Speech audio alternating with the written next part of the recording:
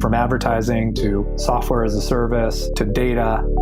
Across all of our programs and clients, we've seen a 55 to 65% open rate. Getting brands authentically integrated into content performs better than TV advertising. Typical lifespan of an article is about 24 to 36 hours. If we're reaching out to the right person with the right message and a clear call to action, then it's just a matter of timing. Welcome to the MarTech Podcast, a member of the I Hear Everything Podcast Network. In this podcast, you'll hear the stories of world-class marketers that use technology to drive business results and achieve career success. Here's the host of the MarTech Podcast, Benjamin Shapiro. Welcome to the MarTech Podcast. I'm your host, Benjamin Shapiro, and today we're going to discuss marketing data and customer experience. Joining us is Patricia Rollins, who is the head of marketing at Typeform, which drives more than 500 million responses each year and integrates essential tools like Zapier, HubSpot, and Slack, empowering brands to give and get more with each form fill. And today, Patricia and I are going to discuss the state of marketing data and analytics. All right, here's the first part of my conversation with Patricia Rollins, the head of marketing at Typeform. Patricia, welcome to the MarTech Podcast. Thank you so much for having me. Excited to have you on the show. Excited to hear a little bit about Typeform, well-known brand, product I've used a ton, and also a company that has integration points into some of the other major players in the MarTech space. So I think you've probably got a great view on a top-down landscape. Let's talk a little bit about the state of marketing. You're seeing your own product adoption, working with Zapier, HubSpot, Slack, I'm sure a million other partners to integrate data. Talk to me a little bit about how you think of the state of marketing. Where are we today? Well, I'd have to say 2024 is going to be an interesting year. I think us as marketers, with the era of now, right, AI and the cookieless future coming, we really need to be thinking about our customers in a different way. And really, we should be thinking about our customers as people. So they are people that are coming through our funnel that we should be able to then figure out how to segment them and target them with precision. And a lot of these tools, and what I'm seeing with the market coming today, is we need to be crystal clear and crisper on the tools that we are starting to implement in our marketing stack that have behavioral data, intent, et cetera, so that we could actually watch these people come through the funnel. And as these people are coming through the funnel, we can then actually inform better personalization and better decisions for us to then be able to get them to buy. So that's what I'm seeing. I'm glad you started off with a personal approach, because often when I think people are thinking about modern marketing, they think about collecting data, getting signals, and then responding to those signals and not thinking about the actual customer experience and the journey. Data and analytics are obviously an incredibly important part of the science aspect of marketing, but there is the art and the personal touch as well. How do we start to balance that blend of art and science, the use of data and analytics, with that need for real personal relationships? So yes, it's truly an art and a science. And also, you don't want to be too weird with the personalization as well. The way we've been blending it at Typeform is starting to collect first-party data as well as zero-party data through the form. So really that customer interaction and that relationship is being built through the form, through the one question at a time, and the beautiful experience. And as individuals start filling out the form, it then goes into our data collection. And then as they do tasks within our website and outside the walls of our website, we can then start getting signal of who they are. Do they want the cup of coffee? Do they not want that cup of coffee when they get to the coffee shop, if you will? And so there is different signals depending on what they're doing inside the walls of our website and outside the walls, in which then you can start introducing some personalization, whether it be dynamic ads, whether it be personalized emails. But the more you get to know them, and the form is the best way to do that, because you are being clever and creative and being able to collect the data that they want to provide you with, you can then start personalizing it as you go along. So we're in this era where the expectation is minimal touch points, maximum personalization. People are less interested in providing data. And I'm sure that you see this, the shorter form, the better is what I've always heard. But now we're also facing this lack of access to a third-party data source, the third-party cookie, which in theory should make that enrichment process harder. You can't just take a name and email and know everything about a person or it's going to be more challenging to be able to get that data and truly understand the full view of who they are and their desires. So help me understand that balance when we're collecting data from our consumers. How do we make sure that they're getting through our forms as efficiently as possible, but also giving us as much data as we would want or need? As we look at 2024 and onwards, we need to be more clever in the type of content that we create. So long are the days that it's giving your first name, last name, title, email address. We actually need to be super clever in collecting the information. The way I've been looking at it with the team is really thinking through what are pieces of content that give something in return to the individual. So what would make them want to actually fill something out and fill out a form? The beauty, right, of Typeform, though, is given that it is one question at a time, it is a conversation and a relationship that you're actually building with the customer. So it's not the typical boring form that says first name, last name, email, etc. It's actually a relationship that's going on. So companies use us, for instance, let's use Paul Mitchell as an example. So what kind of shampoo should I use? So the way they've been leveraging Typeform is more in like a survey or a quiz to assess what kind of hair I have to then be able to recommend the type of shampoo product. And in return, you're getting a recommendation. But in reality, I've also now collected a bunch of information that I can then potentially use to target you. So let's say if your product is running low, when you do purchase it, right, I can send you a nice email or a personalized touch to say, hey, you might be running low. Would you like to purchase more? So it's more of those types of experiences that we should be looking at that then will inform greater revenue and growth for your business. But we need to be clever in doing so. And I think even with all the privacy laws that are about to happen, it's going to be very hard to be able to target. People are going to say, turn off blocker, don't want to look at that ad, or it's just becoming more and more noisy. So how do you break through with the noise is actually to be more creative in some of the content that you deliver.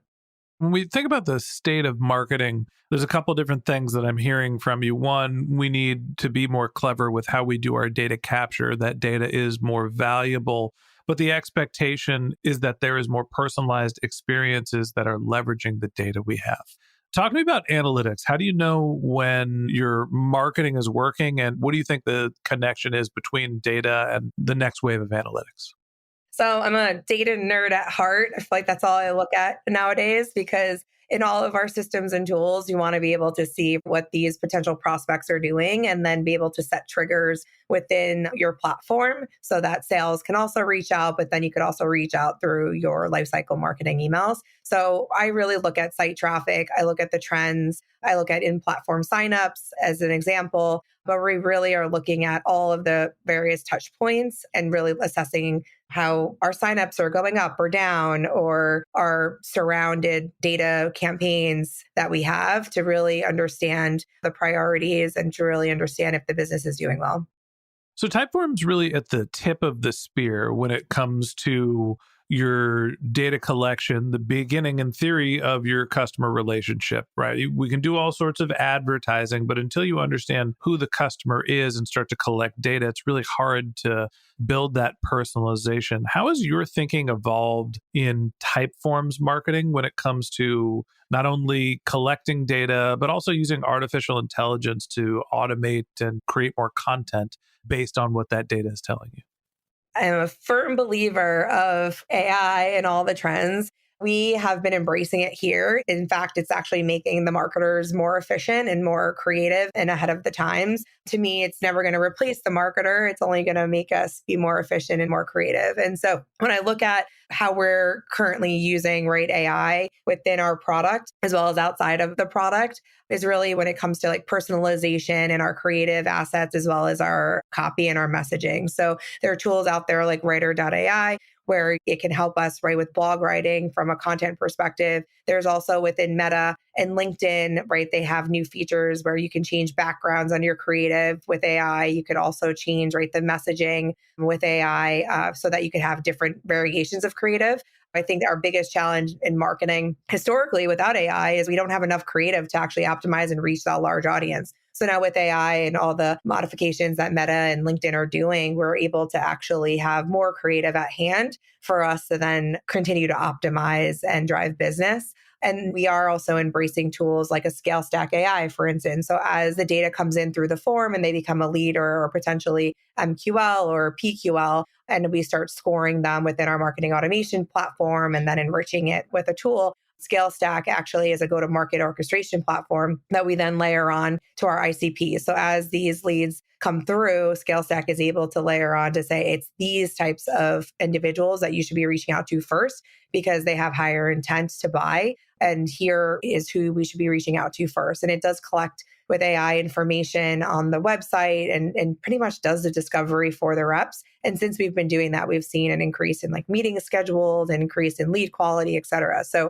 we've been getting better with that as well. We've gone through this sort of initial phase of the launch of artificial intelligence, and it seems to be the state of marketing is very driven by hopefully not the next hype cycle, but the next evolution of technology, where marketers don't have to rely on other people for content creation. They can use their best judgment. We're all kind of becoming editors, not creators. What do you think is the next iteration when we think about the state of marketing? Are we just going to be AI implementation for the next few years? I know that we're losing cookie data. Like, when you look into your crystal ball as a marketer, what do you see coming down the pike and what are you getting ready for? So with this one in particular, I think we were so focused on, right, ICP personas in the past and then creating these audiences and then going to segment them, et cetera. I think we need to be looking at it a little bit differently now, given that cookies are going away. So to me, it's like the people with different buying behaviors and intent that then we then target and segment and then personalize to get them to buy. So really honing in and understanding who your customer is, I think is number one. And as you start understanding your customer, it's like being where they are and being relevant. So marketers might be, at Ad Age, Ad Week, this MarTech podcast as well, right? And so being present to where they are, because I think organic and creating relevant content is also going to be a forcing function for us to be able to then market to them. Again, I think with AI, it's really going to make us be faster in what we do, but it also help us inform decisions that we make. So when I look at some of our ad platforms with AI, they'll be able to understand the buying behaviors of the audience we're trying to go reach versus us manually placing the ad in which we think would be the highest reach and most cost effective. So I think it'll just help us automate and actually be more efficient with our spend as well. All I heard was you said Ad Week, Ad Age, and MarTech podcast in the same breath. So let me just say thank you for including us in that class of publication. I'm flattered. Kidding aside, I agree with you that artificial intelligence means that we have to be more focused on who the customer is, and we're able to scale content infinitely. So the messages are going to have to be more connected to what we know. That connection between the human, the data, the analytics, and then artificial intelligence to produce that content becomes now table stakes. Talk to me a little bit about what you're seeing in your organization with some of the partners that you work with in terms of the table stakes for connecting the dots between those few things, that ability to connect using most likely Typeform, getting it into some sort of a data source, making sure that you have your analytics to digest it, and then connecting to artificial intelligence. How are you putting your plumbing together? Well, that's where one funnel. So we have Typeform one funnel is what we're calling it. And it's really the end-to-end customer experience that's really driving it forward. So what we mean by that is the following. Number one, understanding who we're trying to target and then reaching them in that way. So Typeform, you can embed it on your website. It integrates within your CRM solutions, amongst others. So as you're starting to collect the data based on the people that you're trying to target, you're using Typeform integrated likely with something, or it could be right on your website, as I mentioned. So you're now collecting the data. As you're moving through the funnel, then it will start to segment the data as it comes through, or perhaps even enrich it. So you can enrich it through various different tools that are out there. Like there's a Clearbit, there's ZoomInfo, there's many different tools out there for enrichment. As you're enriching, you can probably segment the audiences in different ways. You can do segmentation on all these ad platforms. You can do it on a CDP. You can do it on your CRM. So some type of audience platform, and then pushing it out into the ether. Typically with the CDP, you can push it out into the ether, but you could also do it on other channels. So When you look at Typeform, I think we integrate in all various platforms, but you have to have the base of your CRM to start being able to make those informed decisions, and then some type of platform to then push the audience out there, whether it's a CDP or some type of ad platform. And then at the end of it all is the analytics. So we use Google Analytics, we use Looker, there's Tableau, there's a bunch of tools. And also all of these third-party platforms have tools as well. So you're able to then see your CPC and how you're doing against spend. It's one of the things that we've struggled a little bit with when we are ingesting data using our forms. Someone comes in and gives us a whole bunch of information because they want to be a speaker on a podcast. And we go through and we enrich that data. You gave us your LinkedIn profile and we went and checked how many LinkedIn followers you have. And that and many other sources of data are fed into an algorithm that helps us prioritize who our speakers are. But there's all sorts of challenges with doing that because the data sources are really challenging. When you're using a solution like Typeform, you mentioned, there's a Clearbit integration. Is there an integration that you've heard of or seen, or is there something that's coming where you can ask like a GPT to go do research? Hey, this person is interested in being on a podcast. Do they have a podcast of their own? Can you go ask an artificial intelligence agent to go do the research for you? There's tools like ScaleStack AI that we use. I call it discovery. So they can write that discovery, and they're pulling in AI. So they're looking at the content, the prompts you're giving it, the intent, what's happening on their LinkedIn, et cetera, to be able to pull all that information for you. Within Typeform, we have AI features to be able to build out your form, and then it pretty much automates it for you. So that's where we are from an AI perspective with Typeform. All right. Last question that I have for you. When you come into the state of marketing, data, analytics, combining the three of them, we've got less access to data. We've got richer tools to create content. Are we better off this year than we were last year? Are we net positive when you have artificial intelligence but have cookie deprecation? How do you feel like we're doing when it comes to the state of marketing? I feel like we're going to have blinders on. I was just telling my counterpart this morning. I'm like, I feel like I'm going to have a blindfold on, and it's like, go find your audience. It's like, well, I don't know where they are. So I think it's going to be super challenging. And I think if you don't have the infrastructure set up to actually go market, we're all going to be screwed. Like, that's how I feel. And so I'm already thinking through things like, okay, do I need to go invest in like a live ramp, for instance, or a CDP that actually looks at audience identity? Because if cookies are going away, like how else are we supposed to be doing that? Also with the browsers, there's going to be a lot of people wanting to do workarounds, and all the browsers won't be supporting that. So I think it's just going to be increasingly challenging, but I think marketers are smart. The challenge is on, and I'm actually here for it. And I'm excited to see what this might potentially look like, but we need to be starting to prep for it now. But when we say, what does prep for it now even mean? I don't even know, right? I think all of us are like, well, the content that we're seeing on Google's private sandbox is super vague. Like everything's super vague. But I think it's us to start thinking about, okay, if cookies are truly going away, if privacy settings are getting now even stricter, and we have to opt people in, we need to be clever in like how we collect the information and treating everyone as people, as I mentioned, and also really honing in on the experiences we're giving them and giving something in return back, as well as using technology that we can probably leverage, like I just mentioned, audience identifiers in some sort, but also looking at the behaviors of people and the intent of people. I think that's pretty much where the world is going. But a lot of the technology out there, right, has to shift. Like we have to think about it in different ways. We are in a brave new world, and I do agree. I don't know if it's blinders or a blindfold. I hope it's blinders.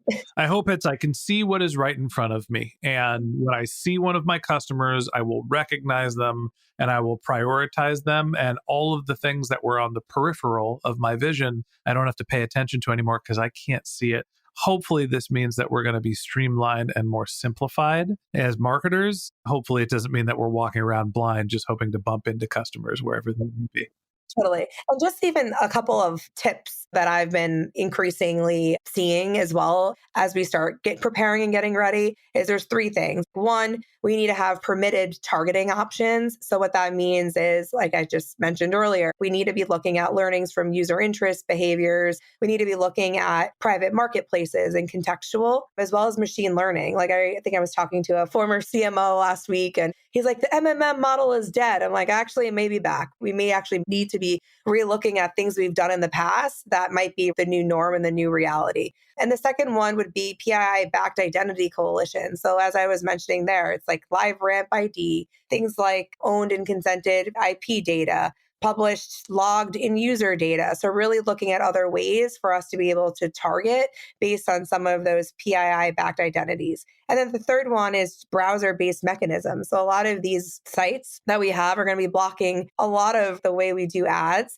And we need to be going back to leverage our browsers to gather, store, process all the information, which has actually been vague, as I mentioned, with our privacy sandbox. But at the heart of it really is our audience platforms. So really honing in on what we're even doing from a one funnel perspective for Typeform is having an audience platform that is integrated for us to start collecting this data for then us to share better experiences for our customers and the people that we're trying to serve.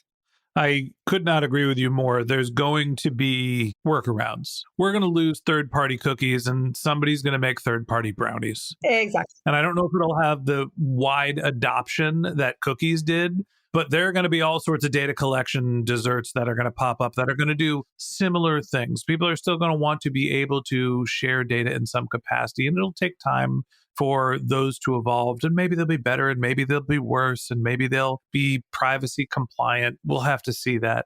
Fundamentally, building an audience, owning an audience, and having access to zero-party and first-party data is going to be more valuable, and is also one of those things that as we move away from relying on third-party data, we might still want access to it at points. But if you start to build your first-party data sources now, those don't go away. No one can take that from you. And it future-proofs, which is maybe this is the start of the new revolution of marketing. Maybe we are all going to be reliant on building our own audience instead of relying on other people to build our audiences for us. And hopefully this is the next step forward. So that wraps up this episode of the MarTech Podcast. Thanks for listening to my conversation with Patricia Rollins, head of marketing at Typeform. Join us again tomorrow when Patricia and I continue our conversation talking about where customer engagement and UX intersect.